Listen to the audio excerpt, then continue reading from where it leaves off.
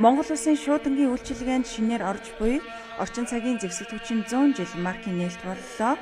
Энэхүү маркад Монгол цэргийн оройн дээд шүтэн, бүх цэргийн их хар сүлд, Монгол улсын зэвсэг түвшний сүлсэн дээдлэх ариун шүтэн, золбоо хиймрийн бэлэгдэл болсон жанжин төв, зэвсэг түвшний 3 үеийн хөгжлийг дүрслэн харуулсан дүрс зураглалууд агуулгджээ.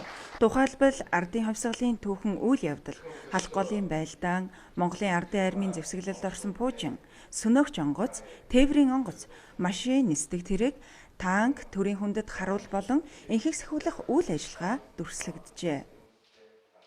Энэхүү маркийг бүтээж гүйлгээнд оруулж Монгол түмэндээ сурталчлах энэ явцдаа бид бүхэн 100 жилийн түүхтэй Монгол улсын зэвсэг түвшнийгаа үүх түүх, үүсэл хөгжил, түүхэн үйл явдлыг бие бүрэлдэхүүнд сурталчлан тайлбарлах, иргэн цэргийн харилцааг бэхжүүлэх, улмаар бас өв болгон нандинах, цаашдаа энэ сурчлагын томоохон хэрэгсэл болно гэж бид бүхэн үнэлж дүгнэж байгаа. Монгол шуудан компаниг маркийг бүтээхэд бол нэг хагас жилийн хөдөлмөр зарцуулдаг байгаа. Судалгаа шинжилгээ, зураг дизайнаа гаргана, тэрийг гаргаж байгаа хамт олонтойгоо ярилцаад эцсийн байдлаар батлагдсны дараа хэвлэлтэнд явуулаад тэгээд анхны өдөр нээлтийг бол хийдэг байгаа. Ер нь бол хийх хугацаа бол нэг хагас жил орчмын хугацаа зарцуулдаг.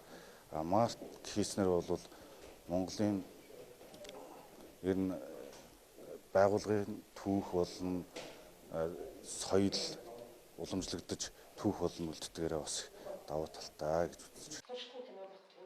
Орчин цагийн зэвсэг түвшин 100 жил маркийг бүтээхэд цэргийн гавьяаны улаан тугийн одонд Монгол цэргийн музейн хамт олон мэргэжлийн зөвлөгөө өгч зураг материалаар хангаа ажиллажээ. Мөн энэхүү маркийн зураачаар Баяр хүү, дизайнераар Ган Хуягнаар ажилласан байна.